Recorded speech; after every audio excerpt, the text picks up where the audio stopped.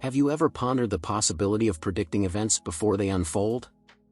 In this video, I'll delve into insights on how individuals can shape their futures, highlighting the pivotal influence that our mindset and self-perception have in this dynamic.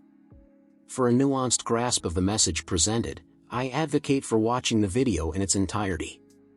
Should you be intrigued by the innate capabilities that lie within humanity to sculpt their destiny, remember to subscribe to our channel and leave your thoughts on this video.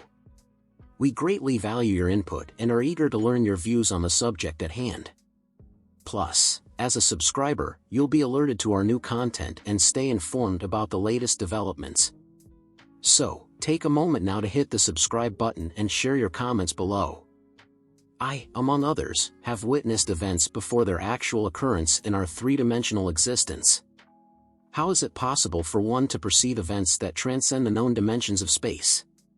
It appears that terrestrial life adheres to a scheme that belongs to an alternate dimension, gradually making its way through our observable space. If such events were not part of this world at the time they were observed, they must have originated from beyond. Thus, it stands to reason that these events are preordained from the standpoint of a conscious individual living within three-dimensional confines. This brings us to an intriguing inquiry: is it within our power to modify what lies ahead? The purpose of this discourse is to illustrate the latent potential within humanity to influence their future. When altered, the future reconstitutes a deterministic pattern from the point of intervention, a future aligned with the new course set. The future's defining trait is its malleability, shaped by one's mindset rather than mere actions. The fundamental pillar of all existence is the notion of self. It serves as the master design for our life's journey, dictating our behaviors based solely on our self-image. A transformation in self-perception not only reshapes the future but also any changes in future events, in turn, remodel our self-conception. To dismiss the significance of the effects we can produce is to overlook a substantial factor. Consequently, it is imperative that one reevaluates their assumptions, embracing and recognizing their capacity for creation. All transformations take root in the mind. The future, meticulously arranged in every aspect beforehand, offers a multitude of potential paths. At every juncture in life, we face the choice of which path to embark upon. There exist two primary worldviews inherent to all: the materialistic viewpoint and the spiritual perspective. Ancient wisdom referred to the former as the carnal mindset and the latter as the divine consciousness. The materialistic individual is impervious to the essence of the divine, finding such concepts nonsensical. These truths elude him as they require spiritual interpretation. By recognizing these two separate thought realms, we see that the materialistic view confines existence to the immediate present. In the materialistic perspective, both past and future are figments of the imagination. In contrast, the spiritual outlook perceives time in an integrated manner, viewing past and future as a singular entity. What is subjective for the materialist is tangible and real for the spiritualist. Nonetheless, an over-reliance on sensory perception obscures our vision of what could otherwise be perceived. To perceive that which is unseen, we must liberate our consciousness from sensory dominance and concentrate on what is not visible until it crystallizes into a clear reality. Focusing our thoughts in a deliberate direction diminishes other sensory inputs, causing them to dissipate. Hence, it is essential to concentrate on the state we wish to manifest to render it visible. By redirecting our focus from the sensory world to the unseen, we cultivate our spiritual awareness and attain the ability to perceive beyond the sensory realm. Desire is the catalyst for all actions. No movement is made without the wish to do so. Our predominant desire guides our every action. In breaking a habit, the will to do so must outweigh the urge to persist. Desires driving us towards action are always rooted in self-interest, and the greater the expected benefit, the more fervent the desire becomes. True selflessness in desire is non-existent, for without the prospect of gain, there is neither desire nor subsequent action. The spiritual self communicates with the material self through the language of desire. The essence of personal growth and the realization of dreams lies in the immediate adherence to this inner call. Embracing the feeling of an accomplished desire without delay is tantamount to affirming its realization. Upon adopting the sensation of a desire achieved, an individual's transcendent self seeks out means for actualization, uncovering methods for its attainment. Assumptions give life to what they assert. The most lucid explanation of how we envision our desires is through imagining the sensations we'd experience in reality upon their fruition. By imagining the end result as a means, the transcendent self lays out the necessary steps for reaching the envisioned outcome.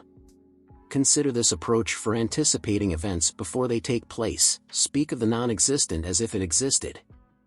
Often, simple truths are overlooked, yet this straightforward precept for shaping the future emerged from extensive research and trials. The initial step towards altering the future is to define a desire, establishing a clear goal.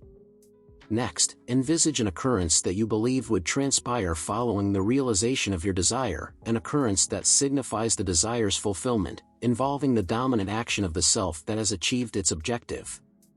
Subsequently, still the physical body and induce a state akin to slumber, either by lying down or settling into a comfortable chair, and envision yourself on the brink of sleep. With eyes closed, direct your focus towards the act you wish to experience in your imagination, mentally engage in the action as if it were occurring in the present moment. Participation in the imagined act is crucial, not merely as an observer but as an active participant, making the imagined sensation as tangible as reality. It's vital to remember that this projected act should logically follow the realization of your desire. Moreover, you must immerse in the reality of this act until it possesses the vividness and clarity of the actual experience. For instance, if you aspire to a job promotion, receiving congratulations would likely follow the achievement of this goal. Having chosen the act of being congratulated to visualize, immobilize your physical form and enter a semi-conscious state, an alert yet restful condition where you can guide your thoughts without strain. Now, picture a colleague before you, extend your hand in a greeting, initially sensing its solidity.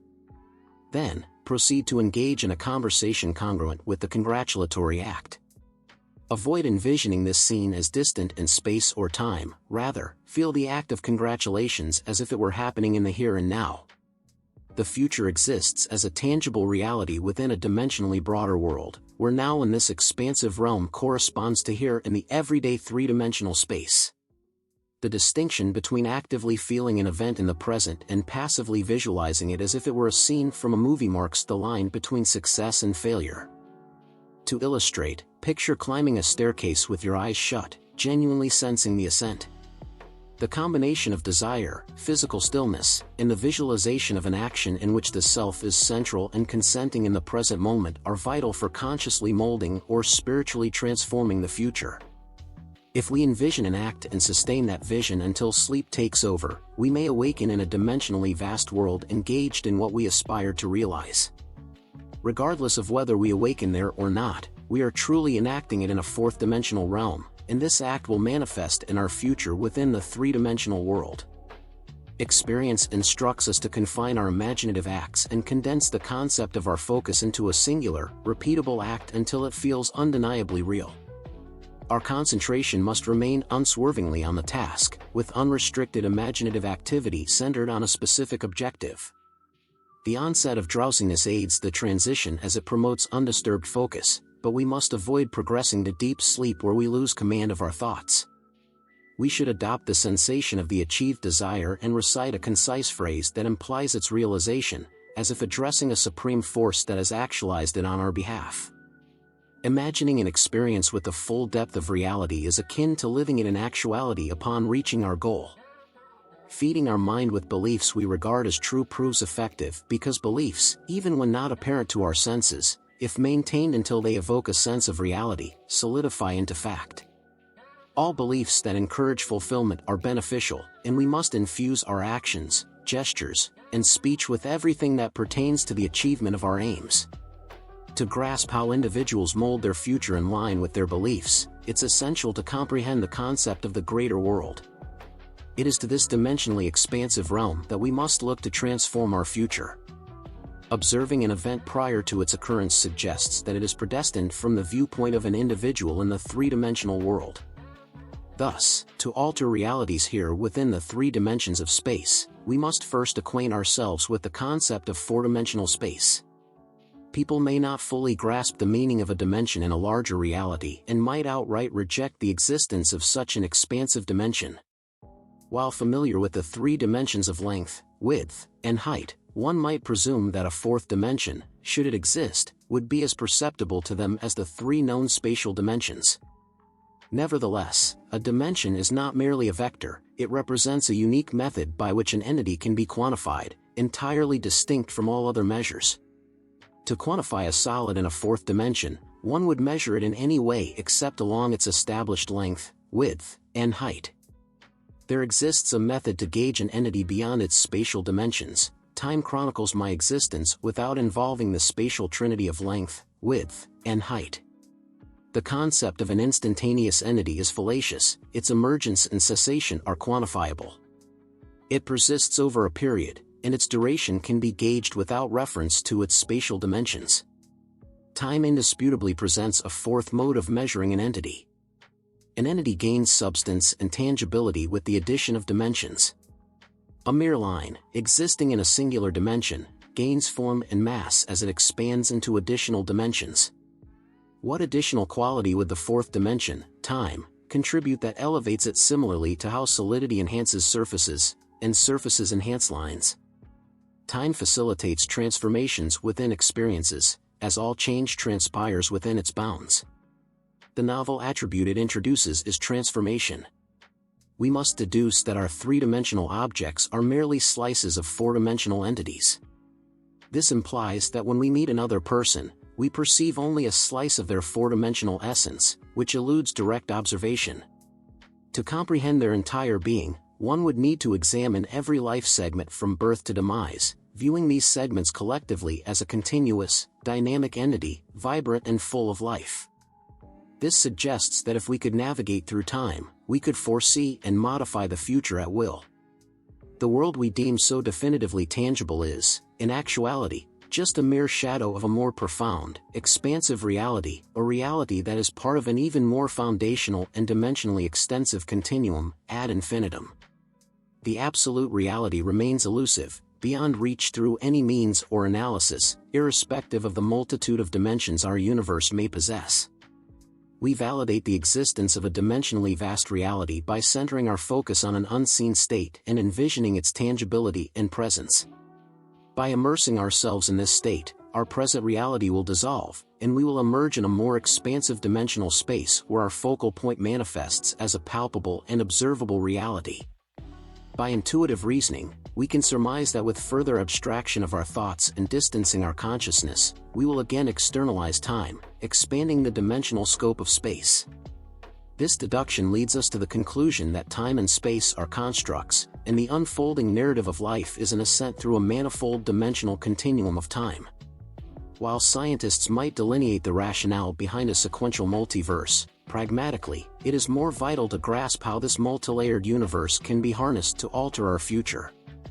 To achieve this, we require cognizance of merely two realms within the infinite series, the realm we comprehend through our sensory organs and the realm we discern independently of them. I trust you found this video engaging and the insights provided to be pertinent and beneficial. Should you appreciate the content, kindly bestow a like, share it amongst your social circle, and engage with us in the comments below. Your feedback and recommendations are paramount for the enhancement of our channel and in curating content that serves your interests. Remember to subscribe to stay informed of our forthcoming content and updates. I extend my heartfelt gratitude for your engagement and look forward to our next interaction.